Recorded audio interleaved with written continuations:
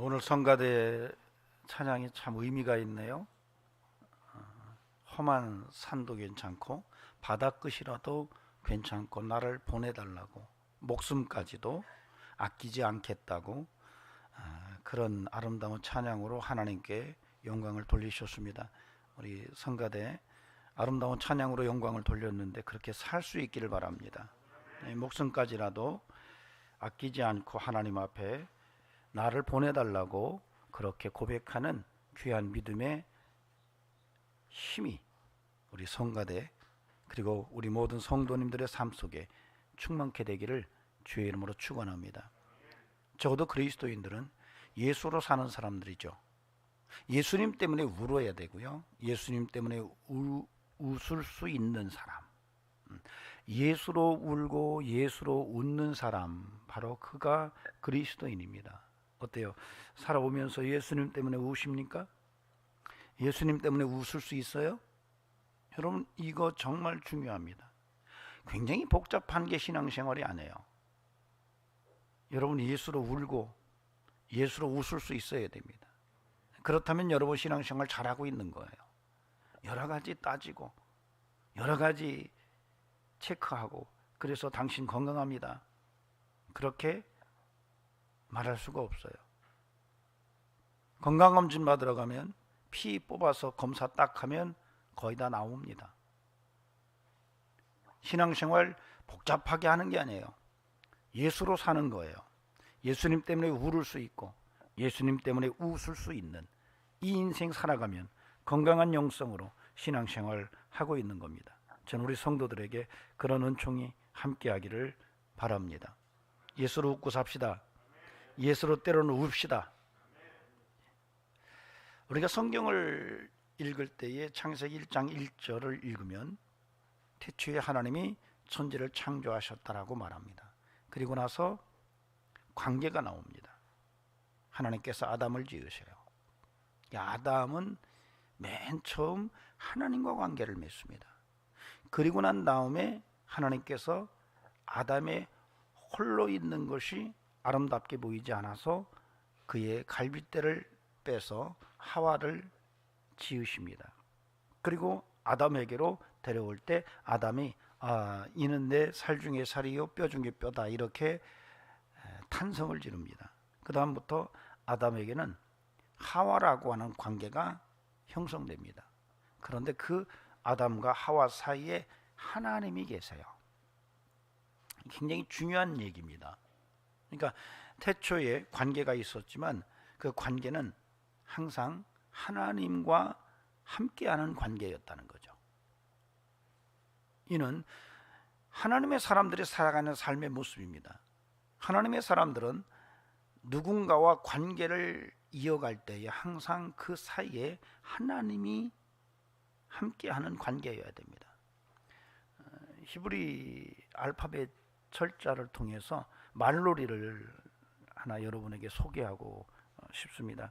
학자들 간에는 그렇게까지 봐야 되느냐라는 그런 주장을 하기도 하지만 꼭 그런 것만은 아닌 것 같아요. 히브리 말 중에 불, fire라고 하는 단어가 있습니다. 애쉬라고 그래요. 두 글자예요. 알렙하고 쉰이라고 하는 철자 두 개가 합해져서 불이라는 단어를 만들어냅니다. 근데 이 알렙은 원래 상형 문자로 황소를 의미해요. 황소의 모양이 바뀌어서 알파벳에 엘로힘 할 때 그 첫 글자인 알렙이라는 글자로 바뀌어요. 그 다음에 애쉬에서 마지막 그 두 글자니까 알렙과 쉰은 이 모양새가 치아 같아요. 쉽게 말해서 이빨. 그래서 애쉬는 그 철자 두 가지를 가지고 설명을 하면 강한 이빨이라는 의미예요. 무엇이든지 막 삼키는 강력한 이빨을 애쉬, 즉 불이라고 그렇게 이야기를 해요. 그러니까 불의 기능을 알겠죠. 불은 뭐든지 갖다 다 삼키죠. 강력하게 삼킵니다. 그런데 요 애쉬라고 하는 불이라는 단어의 글자 하나를 딱 첨가를 시키면 남자라는 단어가 돼요. 요드라고 하는 글자 하나를 중간에 딱 끼면, 그러니까 알렙과 신 사이에 요드라는 글자를 쓰면 이쉬라는 단어가 되는데, 이게 남자라는 단어예요. 이것은 이 글자 자체를 파자해서 그 의미를 설명하면 불 사이에 손이 들어가 있는 거예요. 그래서 남자라는 존재는 불을 다루는 존재로 그렇게 읽을 수가 있어요.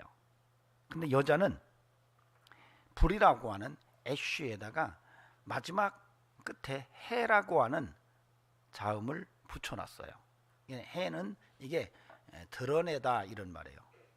그래서 그걸 파자해서 그 철자를 가지고 여자라고 하는 단어를 설명을 하면 불을 드러내는 거예요. 여자는 불을 드러내. 그러니까 이슈라고 하는 남자는 불을 다스린다라고 하는 의미로 볼 수 있고, 여자라고 하는 이슈하는 불을 드러낸다라고 하는 의미로 설명할 수가 있어요. 근데 아주 재미난 것은 남자라고 하는 이슈와 여자라고 하는 이슈에서 둘이 공통적으로 들어가 있는 게 애쉬라고 하는 불이라는 단어를 공통적으로 갖고 있어요. 남자에게는 요드가 더 들어가 있고 여자에게는 해가 더 들어가 있어요. 알파벳에서. 좀 제가 설명을 칠판에 쓰면서 하면 훨씬 더 이해를 할 텐데, 그냥 그런 것 같다라는 얘기로 그냥 들으세요. 이 애쉬라는 단어에다가 더 첨가된 요드와 해를 빼면 이게 야가 돼요. 이 야는 성경에서 하나님을 의미합니다. 그래서 남자와 여자, 즉 이슈와 이슈아가 서로 만났을 때에 불과 불이 만나면서 그 사이에 하나님, 야가 들어가 있는 구조를 만들어내요. 그래서 남자와 여자가 관계를 맺을 때에는 그 사이에 야, 즉 하나님이 계실 때에 건강한 관계가 형성된다라고 하는 말놀이를 소개를 하고 있는 겁니다. 만약에 남성과 여성, 남자와 여자가 만났는데 그 사이에 하나님이 안 계시면 서로 불이 돼 가지고 서로 씹어먹으려고 합니다. 조심하셔야 돼요. 그래서 여러분, 남자와 여자의 관계 속에서 항상 하나님이 계셔야 돼요. 그래서 성경은 그런 내용들을 정확하게 설명을 합니다. 우리가 사무엘상 20장 42절에서 여호수아와 다윗의 여호수아가 아니라 누구죠? 요나단. 깜짝 놀랐어요. 요나단과 다윗의 관계를 설명하는 그 본문이 기록되어 있어요. 거기에 보면은 여호와께서 영원히 너와 나 사이에 계시고 내 자손과 내 자손 사이에 계시리라, 이렇게 얘기해요.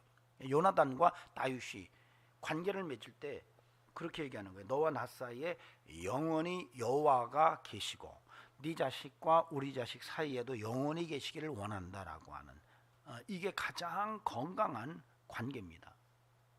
여러분, 그래서 성도는 끊임없이 누군가와 관계를 떠나서 살 수 없기 때문에 관계를 맺을 때 그냥 곧바로 관계하는 게 아니라 하나님을 사이에 두고 만나야 돼요. 즉 다시 말하면 예수를 통해서 봐야 돼요.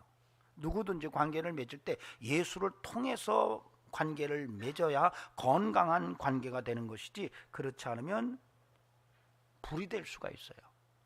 그래서 씹어 먹을 수가 있어요.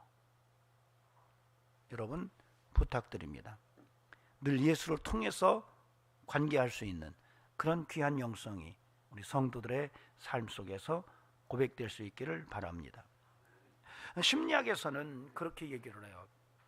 사람이 혼자 있을 때 하는 말이 자신일 수 있고, 사람이 혼자 있을 때 자기 자신을 만난다, 이렇게 얘기를 해요. 나를 볼 수 있는 것은 내가 혼자 있을 때 그게 가능하다라고 그렇게 심리학자들은 이야기를 합니다. 그런데 성경은 그렇게 말하지 않아요. 성경은 달라요. 여러분, 심리학과 성경은 굉장히 다릅니다. 그래서 여러분 잘 분별하셔야 돼요. 여러분, 하나님의 세계를 심리학으로 자꾸 접근하려고 하다 보면은 믿음의 모습이 굉장히 인본주의로 바뀔 수 있어요. 여러분, 심리학 위에 하나님의 말씀이 있어요. 그래서 여러분이 항상 볼 때에는 심리학보다 말씀의 시각이 우선돼야 돼요. 그래서 심리학에서는 내가 나를 볼 수 있는 것은 혼자 있을 때 그것이 가능하다라고 말하는데, 여러분 성경은 그렇게 말하지 않아요. 인간이 나를 발견할 때는 하나님 앞에서 발견해요. 내가 하나님 앞에서 나를 발견해요. 야복강가에서 야곱이 홀로 있을 때 하나님이 찾아와요. 야곱이 홀로 괴로워 신음할 때 거기서 자기를 스스로 발견하지를 않아요. 하나님이 찾아오셔서 하나님과 씨름하다가 야곱이 거기서 분이엘을 경험하고 자기를 발견해요. 그래서 회복돼서 야복강을 건너지 못하던 야곱이 그 야복강을 건너가요. 그래서 우리는 하나님 앞에서 나를 보고, 그래서 내 인생의 방향성도 하나님을 통해서 바라보고, 삶의 목적도 예수 그리스도를 통해서 다시 한번 세우고, 가치관도 하나님의 말씀을 통해서 이해하는 거예요. 이게 그리스도인이에요. 마치 가나의 혼인잔치에서 물이 포도주 된 것처럼, 그렇게 우리가 예수 안에서 변화되는 거예요. 맛도 달라지고, 컬러, 색깔도 달라지고, 향도 달라지고, 분자식도 달라지고. 그래서 세상의 사람들은 하나님 없이 사람과 관계하고 하나님 없이 자기를 찾아가는데, 여러분 그리스도인들은 항상 하나님을 사이에 두고 관계를 하고 하나님 앞에서 나를 발견하는 이런 인생을 살아가요. 전혀 다릅니다. 여러분은 그렇게 다른 존재들이에요. 그렇게 믿으십니까? 여러분 다른 존재, 즉 다시 말하면 예수 그리스도를 믿은 다음에 정말로 새로워 달라진 모습으로 살기로 작정한 사람들이 바로 저와 여러분이에요. 그렇게 살 수 있기를 주의 이름으로 축원합니다. 사실 오늘은 우리 내면을 좀 들여다봤으면 좋겠어요. 오늘 말씀을 통해서 내 내면의 모습이 어떠한지를 한번 좀 봤으면 어떨까 생각이 듭니다. 오늘 디모데후서 1장 1절에서 8절을 통해서 내 내면의 모습이 어떠한지 한번 봤으면 좋겠습니다. 사람이 어떤 위기를 만났을 때요, 그때 스스로 툭 내뱉는 말이 그 사람의 인생을 굉장히 바꿔놓을 수 있다고 합니다. 그러니까 어떤 위기가 왔을 때에 그 위기 속에서 막 시달리다가 혼자 속으로 툭 내뱉는 이 말이 그 삶의 정체성일 수 있고, 그 말을 통해서 그 사람이 굉장히 달라질 수 있다는 그런 주장을 하는 이들이 있습니다. 이게 무슨 말이냐면, 아침에 출근하려고 차를 끌고 나갔는데 신호대기하고 있는데 음주운전차가 갑자기 쳐박아 가지고 차가 와장창 파손돼서 그날 하루 종일 사고 수습하느라고 아무 일을 못한 거예요. 차는 보니까 이거 뭐 폐차해야 될 수도 있겠다라고 할 정도로 많이 부쉈는데, 다행히 병원에 가서 자기 몸을 체크하니까 몸은 큰 이상이 없는 거예요. 하루 종일 그 일에 시달리고 저녁에 혼자 방에 딱 앉아 있는데, 그때 턱 내가 나도 모르게 내뱉는 말이 있어요. 그때 하는 말이 그 사람의 인생에 중요한 의미를 부여할 뿐만 아니라 그 사람의 삶을 새롭게 이끌어갈 수 있다라고 말하는 겁니다. 그때 어떤 말을 할까요? 그래, 다행이야. 크게 다치지 않아서 천만다행이야 라고 말할 수 있어요. 또 하나는, 아이 그 새끼 술 처먹었으면 곱게 처먹지, 아니 그렇게 술 처먹었으면 대리를 부르든지 하지, 무언 운전대를 갖고 지랄을 해가지고 뒤질라고 환장했나, 오늘 정말 재수 1도 없는 날이네 라고 말할 수도 있어요. 여러분 어떤 말을 할 것 같아요? 주여 살려주셔서 감사합니다. 진집사는 합의금.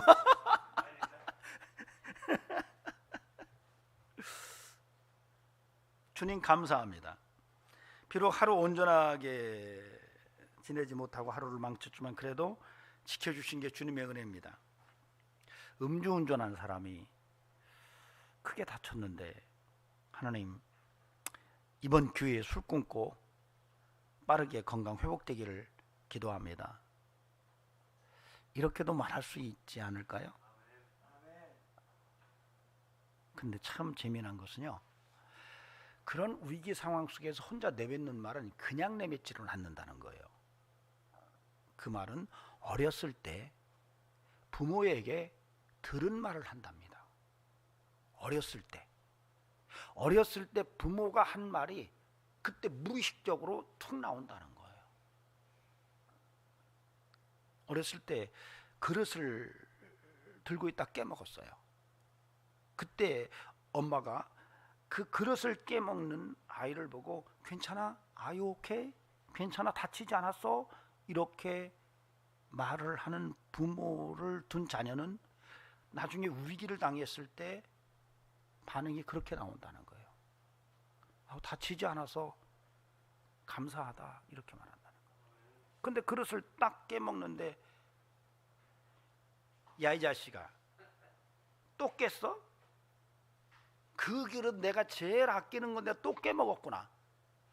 누구를 닮아가지고 그 모양이냐? 애비를 닮아서 그런가? 내 미쳐. 그런 소리를 듣고 성장하면 이 아이가 커서 그런 사고를 만나고 위기를 만났을 때 드러내는 반응은 그 새끼 참 뒤질라고 환장했구만. 술 처먹었으면 고이 집에서 자빠져 자지 왜 운전대를 잡아? 이렇게 반응한다는 거예요. 어렸을 때 그릇을 깨먹은 자녀를 붙들고 하나님 감사합니다. 이 아이가 크게 다치지 않아서 하나님 이 아이가 앞으로 건강하게 자랄 수 있게 해달라고 그렇게 하나님 앞에 감사한다면 이 아이가 컸을 때 그 위기 속에서 하나님을 부른다는 거예요. 여러분 이게 굉장히 중요합니다. 그래서 우리는 인생을 살아가면서 자녀들에게 어떤 말을 해야 하는지를 오늘 다시 한번 분명히 좀 마음에 각성했으면 좋겠어요. 함부로 말하면 안 되는 거예요. 정말 믿음의 말을 해주고 건강한 말을 해줄 수 있는 이런 은혜가 우리 삶에서 확인될 수 있었으면 좋겠습니다. 그런 영성으로 살아갑시다. 다니엘서 12장 4절에 보면은 마지막 때에 이 말을 네가 꼭 간수해라 이러면서 하나님께서 다니엘에게 주신 말씀이 있어요. 많은 사람이 빨리 왕래하며 지식이 더하리라.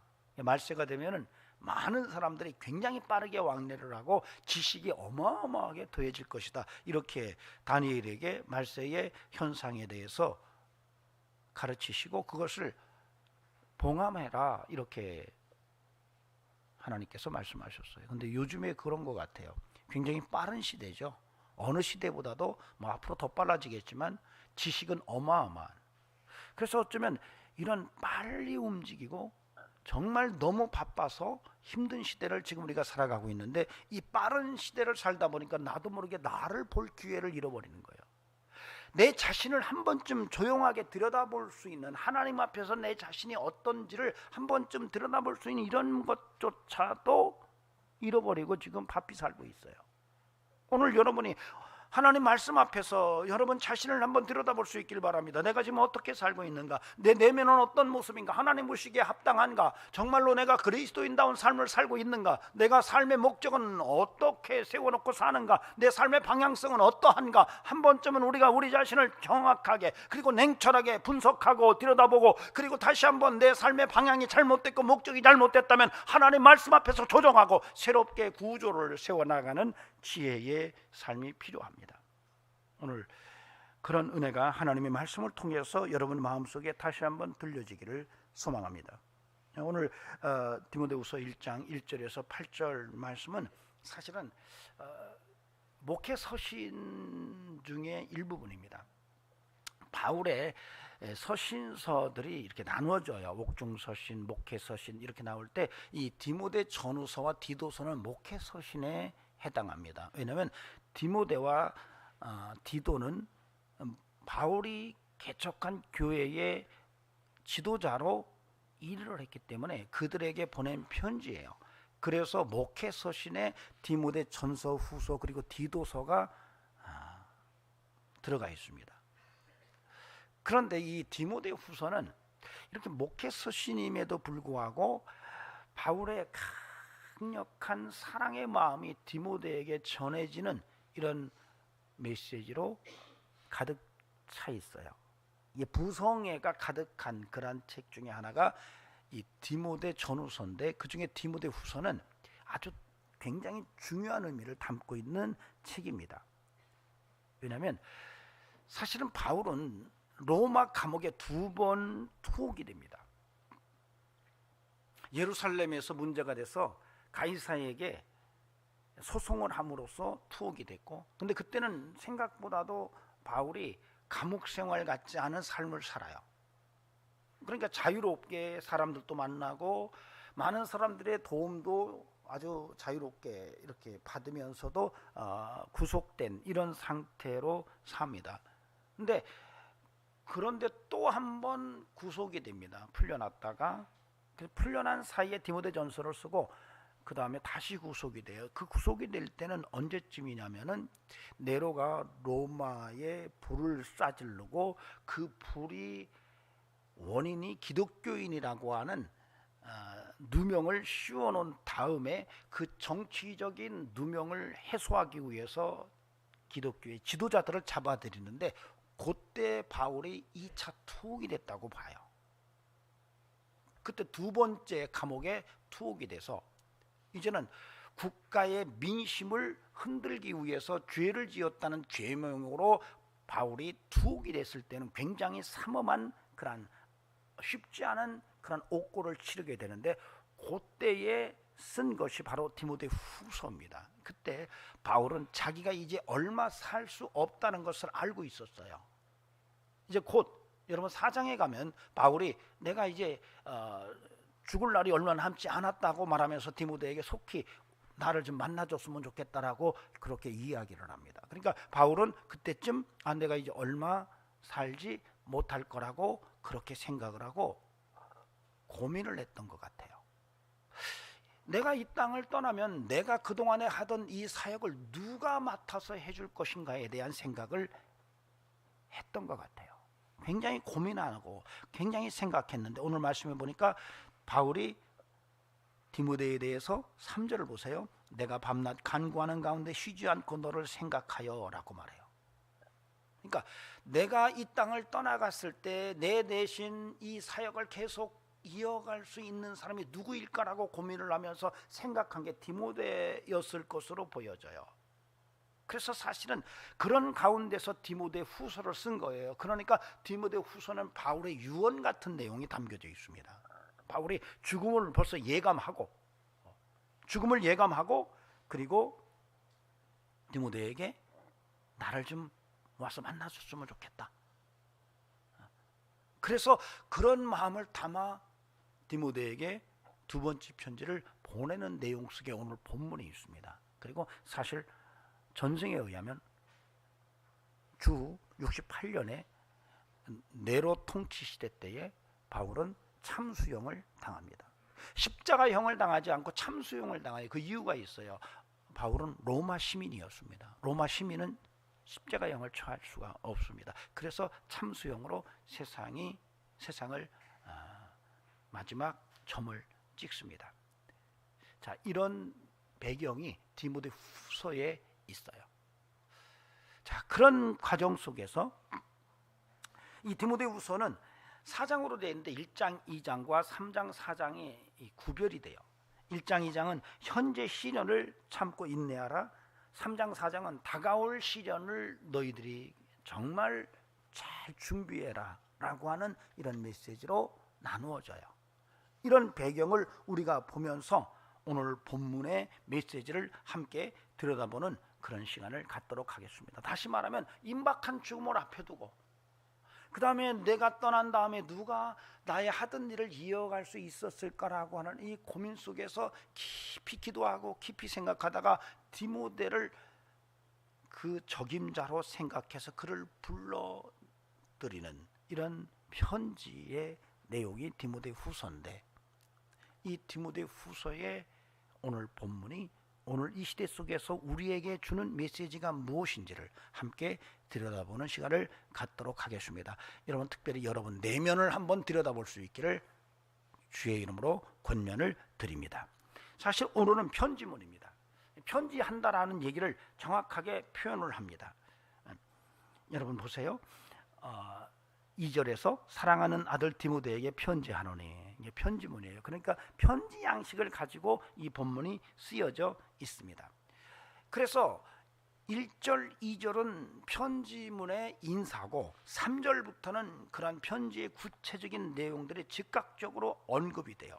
그런데 3절에서 5절은 생각이라고 하는 단어가 3번씩이나 반복적으로 언급되고 있습니다. 여기에서 생각은 단순하게 그냥 생각하는 게 아니고 기억한다라는 의미를 함축해서 여러분이 이해하면 됩니다. 그러니까 바울이 생각하는 것은 그냥 단순하게 그 사람을 떠올리는 게 아니라 과거의 어떤 사건을 기억하면서 그 사건 속에서 디모데를 다시 한번 생각해보는 이런 분위기로 여러분이 이해하시면 됩니다. 자, 그런데 3절에서 쉬지 않고 너를 생각하여 청결한 양심으로 라고 하는 이 구절체가 나옵니다. 그런데 5절에서 이는 내 속에 거짓이 없는 믿음이 있음을 생각함이라 이렇게 나와요. 여러분, 문장이 비슷하죠. 쉬지 않고 생각한다라는 말이 3절에서 먼저 나오는데 5절에서는 너를 생각함이라가 뒤에 나오고 3절에서는 청결한 양심이라는 말이 뒤에 나오는데 5절에서는 내 속에 거짓 없는 믿음이 앞에 나와요. 여기서 거짓 없는 믿음과 청결한 양심은 딥 스트럭처 상으로 봤을 때는 이게 같은 의미로 봐야 돼요. 청결한 양심과 거짓 없는 믿음은 같은 얘기예요. 그래서 이게 서로 교차 대꾸를 형성하면서 의미를 더 강화하는 이런 구조를 우리에게 보여주고 있습니다. 그 다음에 5절에서 이는 네 속에 거짓 없는 믿음이 있음을 이야기하는데, 사실은 이렇게 거짓 없는 디모데의 내면의 이야기를 하는 까닭은 그것이 바울의 내면도 그러하다는 것을 설명하고 있는 거예요. 여기에서 청결한 양심은 디모데를 향한 게 아니에요. 바울 스스로가 청결한 양심으로 조상적부터 섬겨왔다고 말한 거예요. 우리가 본문 잘 읽어야 됩니다.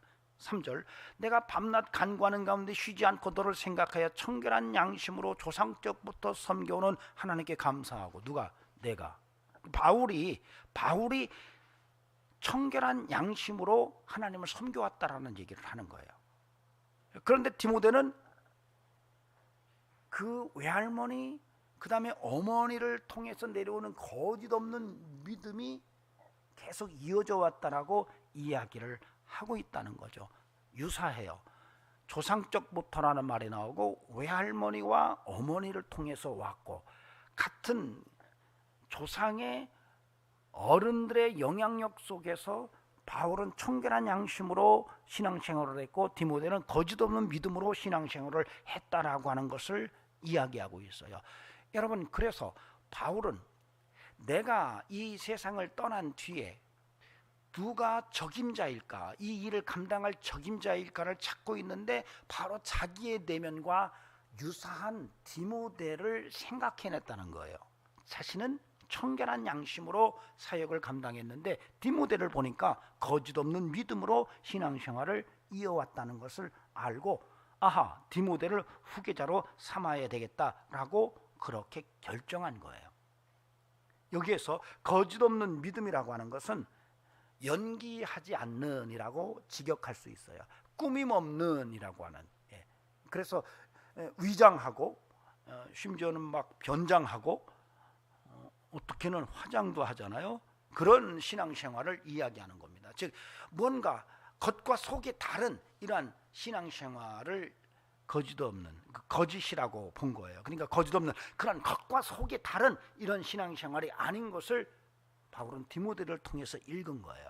그래서 여기 3절에서 5절의 내용은 바울이 내 마음과 디모데가 동일하구나 라고 하는 얘기를 하고 있는 거예요. 자, 그 다음에 6절에서 그러므로라는 말이 나옵니다. 근데 사실 이것은 그러므로라고 해석하는 것보다는 이것으로 인하여라고 보는 게 나아요. 왜냐하면 그 다음에 8절에서 그러므로가 또 나와요.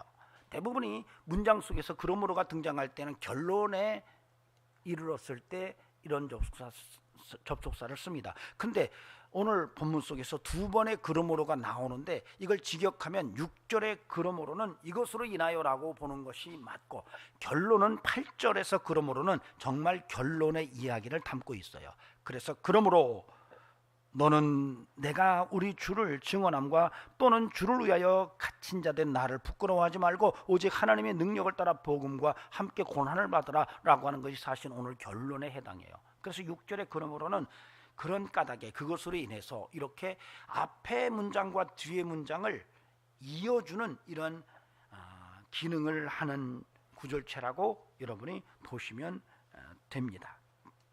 자, 그런데 6절을 한번 같이 읽어보도록 하겠습니다. 시작.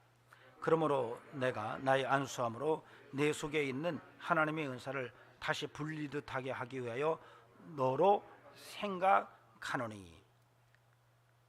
정말로 이것으로 인하여 7절에서 하나님이 우리에게 주신 것은 두려워하는 마음이 아니요 오직 능력과 사랑과 절제하는 마음이니, 이렇게 나와요. 그러니까 앞에 있는 거짓 없는 믿음으로 인하여 그것 때문에 내가 너를 나의 후계자로 선택을 했고, 그래서 네가 나한테 빨리 왔으면 좋겠고, 그런 것은 내가 너에게 안수함으로 네 안에 있었던 하나님의 은사를 불듯하게 일으키고 싶은 마음이 있으니 와라. 그런데 네가 알아야 될 것은 하나님이 주신 것은 바로 다른 게 아니고 능력과 사랑과 절제의 마음이다, 이렇게 얘기를 하고 있는 거예요. 그런데 여기서 절제, 즉 능력은 성령으로 인했을 때 나타나는 거예요. 그 다음에 사랑도 성령의 열매 중에 하나입니다. 근데 여기서 절제는 성령의 열매인 마지막에 절제가 있어요. 근데 이 절제는 거기에 절제보다도 폭이 넓어요. 그래서 이것은 단순하게 어떤 나를 절제하는 수준이 아니라 분별력까지 포함된 절제를 의미하는 그런 단어입니다. 여러분, 그렇게 여러분이 이해하시면 좋을 것 같습니다. 그 다음에 이제 8절 보세요, 여러분.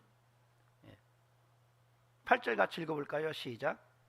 그러므로 너는 내가 우리 주를 증언함과 주를 위하여 갇힌 자 된 나를 부끄럽게 하지 말고 오직 하나님의 능력을 따라 복음과 함께 고난을 받으라.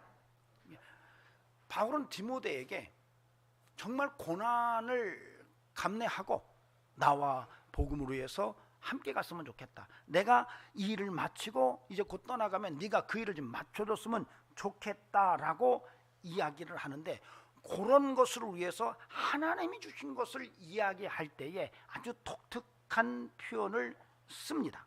하나님이 주신 것은 7절에서 하나님이 주신 것은 오직 능력과 사랑과 절제하는 마음이니 라고 얘기했는데, 이 마음이라는 이 용어 자체를 우리가 좀 들여다볼 필요가 있어요. 그 다음에 앞에서 두려워하는 마음이니, 이것도 우리가 들여다볼 필요가 있어요. 여기서 두려워하는 마음은 마음이라고 표현하지는 않았어요. 푸뉴마라고 표현을 했어요. 즉 헬라어에서 마음은 카르디아입니다. 근데 여기에서 번역은 마음이라고 했는데 실제로는 푸뉴마예요. 그러니까 이게 뭘 얘기하냐면 두려워하는 영성을 말하는 거예요. 두려워하는 영성을 하나님이 준 게 아니라 하나님은 능력과 사랑과 절제의 영성을 주셨다라고 이야기를 하는 겁니다. 그래서 여러분, 이 두려움을 이겨내는 영성을 바울이 이야기하고 있는 것입니다. 그 다음에 8절에서 하나만 더 짚고 넘어가겠습니다. 이 8절을 조금 우리가 제대로 이해할 필요가 있어요. 8절을 보시면 너는 내가 우리 주를 증언함과 또는 주를 위하여 갇힌 자 된 나를 부끄러워하지 말고 오직 하나님의 능력을 따라 복음과 함께 고난을 받으라 이렇게 얘기를 해요. 근데 여기에서 사실 그러므로 너는 내가 우리 주를 증언함과 해서 내가를 빼야 돼요. 만약에 여기에 내가가 들어가면 너무 바울이 강조가 돼요. 이 직역을 하면은 내가가 빠져야 돼요. 그래서 내용으로 봤을 때 그러므로 너는 우리 주를 증거하는 것과 그리고 내가 주를 위하여 갇힌 자가 된 것을 부끄러워하지 말고 이렇게 봐야 돼요. 뭔지 이해가 되세요? 그래야 균형이 잡혀요. 이게 바울이 만약에 앞부분에서 너는 내가 우리 주를 증언함과 그리고 또 뒤에 내가 갇힌 것을 부끄러워하지 말고 그러면 너무 바울이 확 드러나 있어서 이 균형이 깨져요. 그래서 이 8절은 복음과 즉 예수 그리스도에 대한 증거의 복음 증거의 내용과 그러니까 우리가 복음을 부끄러워하지 말아야 되잖아요. 그러니까 바울이 복음을 부끄러워하지 말고 또 내가 복음 증거하다 이렇게 갇힌 것을 부끄러워하지 말고 힘써 용기를 내요. 대범하게 증인의 삶을 살아라 이렇게 얘기하시는 거예요. 이제 내용은 좀 이해가 되십니까? 오늘 본문을 좀 들여다봤어요. 자, 이런 내용 속에서 하나님의 메시지가 어떻게 우리에게 다가오는가? 여러분, 첫째로는 무엇보다도 거짓 없는 믿음의 소중함이에요. 여러분, 믿음이 거짓 없는 믿음이어야 한다는 얘기입니다. 바울은 디모데를 자신의 사역의 후계자로 뽑아낼 때에 그의 내면 속에 거짓 없는 믿음을 가장 먼저 우선적으로 봤다는 거예요. 여러분, 이게 굉장히 중요한 거예요. 사람의 내면이 굉장히 하나님의 일꾼에게 중요하다는 거예요. 거짓 없는 믿음 생활을 하기는 하는데 거짓말이 뒤섞인 믿음이 아니라 정말로 청결한 양심을 가졌던 자기와 다르지 않은 거짓 없는 믿음의 소유자가 디모데라는 사실을 바울이 간파하고 바울이 디모데를 자신의 후계자로 세우고 싶었다라고 하는 거예요. 여러분, 우리가 인생을 살아가면서 믿음의 삶을 살 때에 여러분 그 믿음 속에서 거짓 없는 믿음을 지켜낸다는 것은 정말로 소중한 영성입니다. 우리가 인생을 사는데 무슨 마치 연기하듯이 신앙생활을 하나요? 겉과 속이 다른 신앙생활 하나요? 여러분, 그런 믿음은 하나님 앞에 제대로 쓰일 수가 없다는 얘기입니다. 믿음의 순수성을 지금 말하는 것입니다. 그래서 바울은 청결한 양심으로 신앙생활하는 것을 이야기해요. 여러분, 그러므로 저는 오늘 저와 여러분이 이 디모데의 거짓 없는 믿음의 영성이 오늘 우리의 심령 속에 다시 한번 확인되고 우리의 내면을 들여다봤을 때에 정말로 거짓 없는 믿음의 실체를 붙들고 정말 하나님의 일꾼으로 귀하게 쓰여지는 이런 영성의 모습이 우리에게서 드러날 수 있기를 바랍니다. 여러분에게 거짓 없는, 정말 신앙생활에 연기 없는, 겉과 속이 다른 이런 신앙생활이 아니라 정말로 청결한 양심으로 신앙생활하는 이런 은혜가 우리의 신앙의 모습 속에서 드러날 수 있기를 바랍니다. 가짜 믿음 안 돼요. 위장된 믿음 안 됩니다. 청결한 믿음, 거짓 없는 믿음이 저와 여러분의 신앙에서 드러날 수 있어야 합니다. 자, 여기까지 얘기하면 목사님 오늘 목회 서신이라면서요. 어제 진 집사님이 와서 기도하고 가면서 저한테 그래요. 목사님 내일 설교 본문이 뭐예요? 그러더라고요. 그래서 디모데후서 1장 1절부터 8절에 그랬더니 그거 목회 서신인데 그거 우리에게 필요한가요? 라는 식으로 저한테 떡 묻더라고요. 제가 깜짝 놀랐어요. 그게 목회 서신이라는 것을 어떻게 알았는가? 이렇게 물었더니 그래도 제가 서당계 3년이면 풍어를 눕는다고 그래도 신학 왔다 갔다 하면서 좀 들었잖아요. 그러더라고요. 그래서 진 집사가 대단하구나. 제가 그렇게 봤어요. 능력이 있어요, 우리 진 집사님. 그래서 이 목회 서신을 왜 우리에게 얘기하냐고. 목사님이나 그러는 거지. 목사님이나 거짓 없는 믿음으로 사는 거지. 목사님이나 청결한 양심으로 신앙생활하는 거지. 저는 집사예요, 목사님. 저는 평신도예요. 심하면 병신도예요.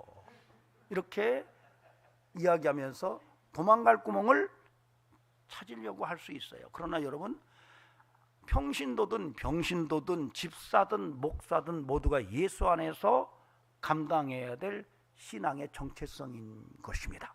거짓 없는 믿음은 저나 여러분이나 예수 안에서 다 그리스도인이에요. 그냥 직임한 목사일 뿐이에요. 그러므로 저와 여러분이 끊임없이 우리 내면 속에서 정말로 거짓 없는 믿음, 청결한 양심의 영성을 지켜내면서 정말로 하나님 앞에 건강한 신앙의 모습을 지켜내고 승리의 삶으로 만들어가는 이런 영성과 힘 있는 믿음의 모습이 충만케 되어야 할 줄로 믿습니다. 여러분, 그래서 거짓 없는 믿음으로 예수의 향기 풍겨야 돼요.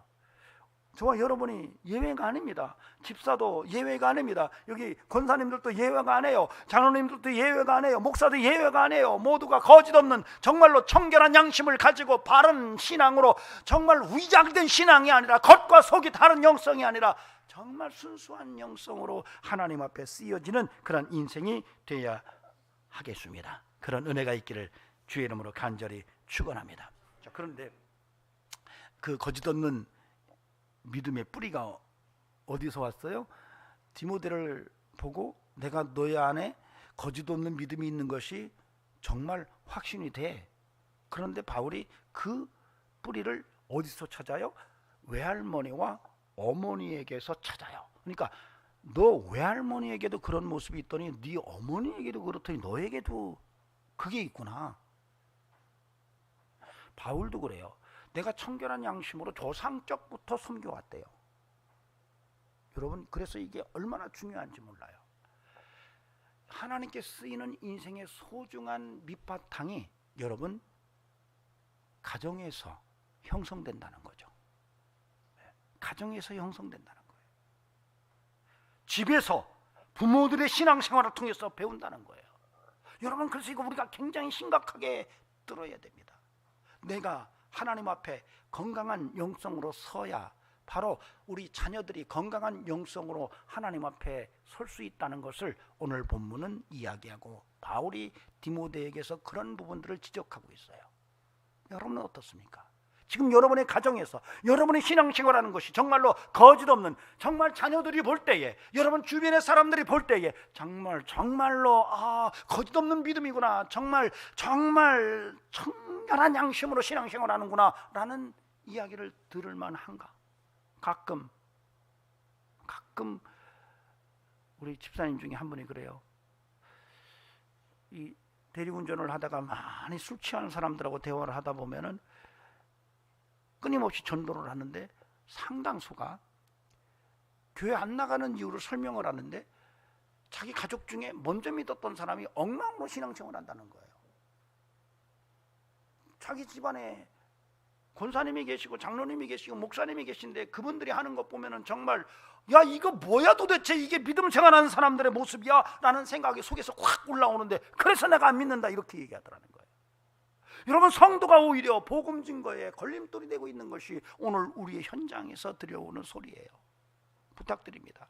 저도 그렇고 우리 모두가 다시 한번 거짓 없는 영성, 거짓 없는 믿음, 정말 청결한 양심의 영성, 순수한 신앙의 모습으로 회복되는 은혜가 있기를 바랍니다. 가정에서 그런 운동이 좀 일어났으면 좋겠어요. 정말로 아버지, 어머니가 건강한 영성과 인품으로 자녀들에게 신앙의 진면목을 보여줄 수 있도록 우리 모두가 오늘 다시 한번 마음의 내면을 새롭게 하고 결심할 수 있기를 바랍니다. 우리 집사님이 카톡을 보냈는데 제가 읽으면서 야, 이거 참 감동이 되는 얘기가 있더라고요. 대학 강의실에서 교수가 칠판에다가 선과 악이라고 써놓고 강의를 시작하는 거예요. 어떤 유럽의 부부가 유람선을 타고 여행을 하다가 지브롤터 해협에서 폭풍우를 만나서 배가 좌초가 돼요. 그래서 구명정을 내렸는데 그 구명정에 마지막 탈 수 있는 한 사람 자리밖에 없는 거예요. 근데 배에는 부부가 있는데 남편이 타는 거예요. 아내는 침몰하는 배에 서 있고 남편이 그 한 자리밖에 없는 그 구명정 자리에 타는 거예요. 부인은 뭔 얘기인가 막 소리를 지르는데 뭔 얘기인지 알아들을 수가 없는 거죠. 교수가 여기까지 얘기를 하고 학생들에게 질문을 해요.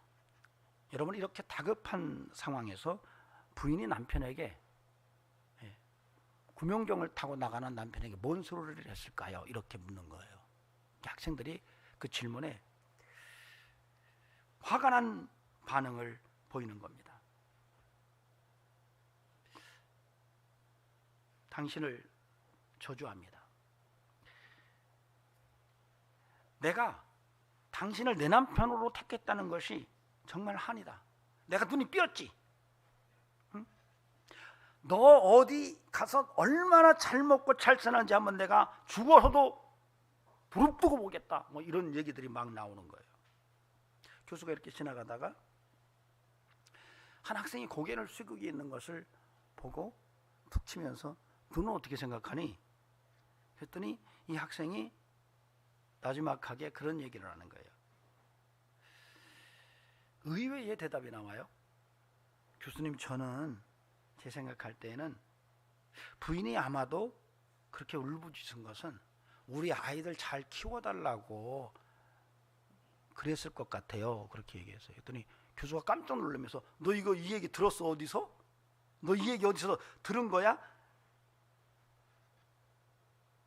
이 학생이 정답을 말한 거예요. 학생이 그러는 거예요. 아니요, 제가 어릴 때 엄마가 돌아가시면서 아버지에게 하는 말을 그렇게 들었어요. 엄마가 먼저 돌아가시면서 아버지에게 하는 말을 이 어린 꼬마가 들은 거예요. 그 엄마가 죽으면서 아이들을 맡기고 여보 꼭 아이들을 건강하게 키워달라고. 정답이다.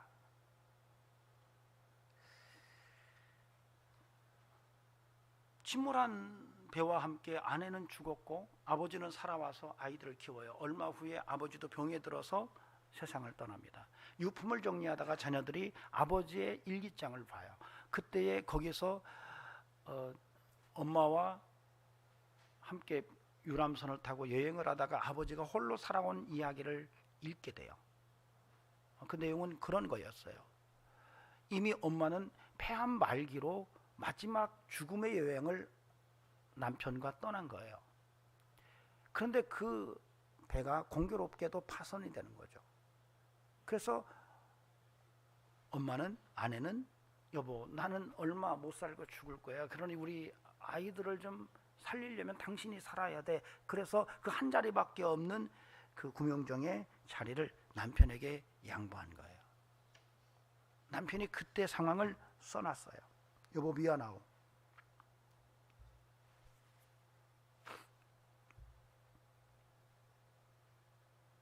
그때 당신이 나의 등을 떠밀어 보내지 않았더라면 나도 당신과 함께 바다에 빠져 죽었을 것이요. 하지만 그럴 수 없었어. 우리들의 눈에 넣어도 아프지 않은 사랑하는 자식들 때문에 당신을 깊고 차가운 바닷속에 잠들게 할 수밖에 없었어. 천국에서 당신과 다시 만날 그날만을 고대하며 당신 목까지 아이들을 잘 키우겠어. 자녀들이 이걸 읽은 거예요. 교수의 이 이야기를 듣고 아이들이 조용해지는 거예요. 뭔 얘기인지 아는 거예요. 여러분의 인생은 쉽게 말하는 게 아니에요.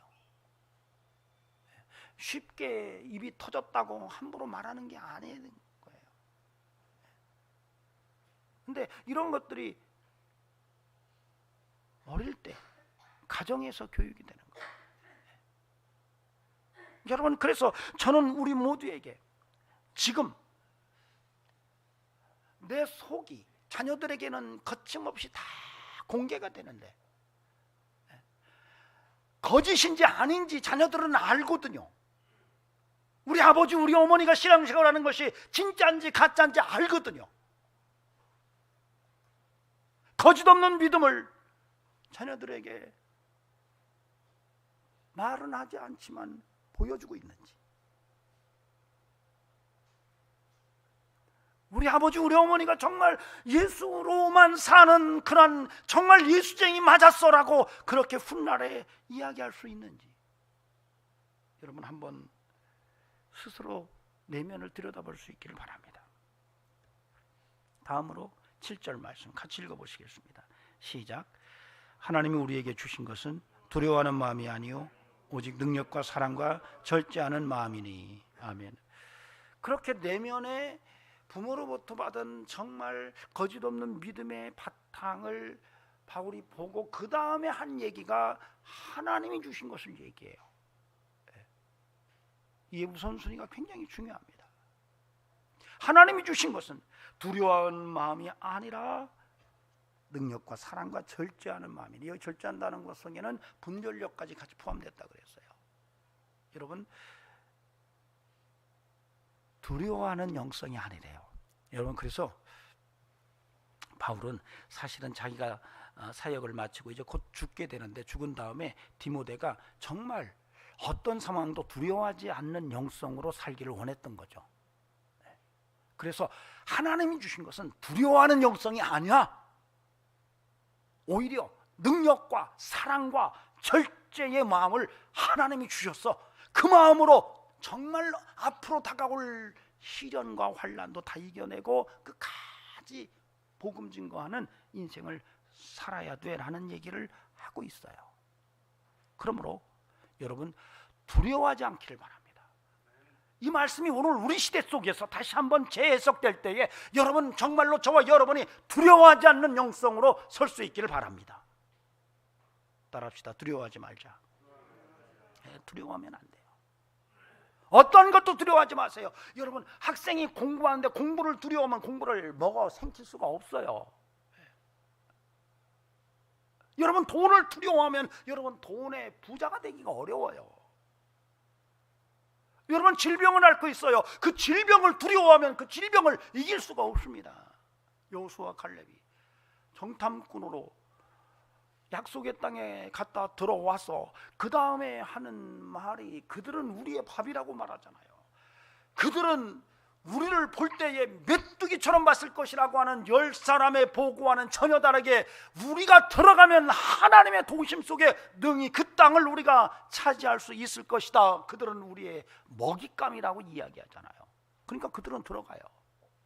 그들은 들어가는 거예요. 여러분, 두려움을 이기는 영성 굉장히 중요합니다. 이 땅의 삶을 살아가면서 정말로 하나님이 주시는 믿음으로 두려움을 이겨내는 성도로 살아갈 수 있기를 바랍니다.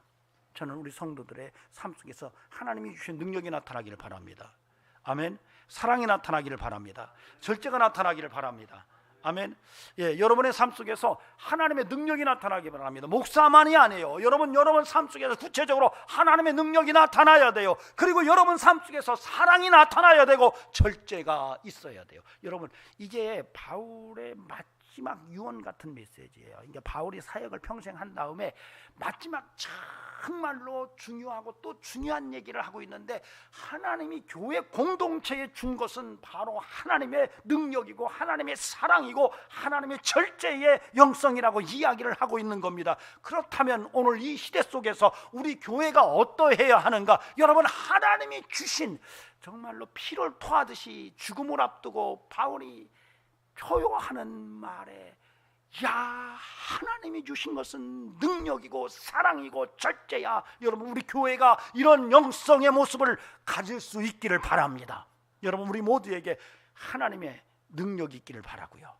우리 교회에 이런 능력이 강력하게 임하기를 바라고, 교회 안에 사랑이 가득하기를 바랍니다. 성령의 열매인 사랑이 가득해서 얼굴 속에서 사랑이 뚝뚝뚝 떨어질 수 있기를 바랍니다. 그리고 모든 것에 정말로 분별하고 절제할 줄 아는 이런 영성이 우리 교회의 모습의 정체성이기를 바랍니다. 여러분, 이게 왜 우리에게 중요하냐면, 현대교회, 한국교회가 이렇게 하나님이 주신 능력과 하나님이 주신 사랑과 하나님이 주신 절제의 영성으로 교회가 지탱되지 않고 있는 쪽으로 가고 있기 때문에 그래요. 여러분, 지금 교회는 어때요? 몸집 키우는 것에 너무 에너지를 많이 써요.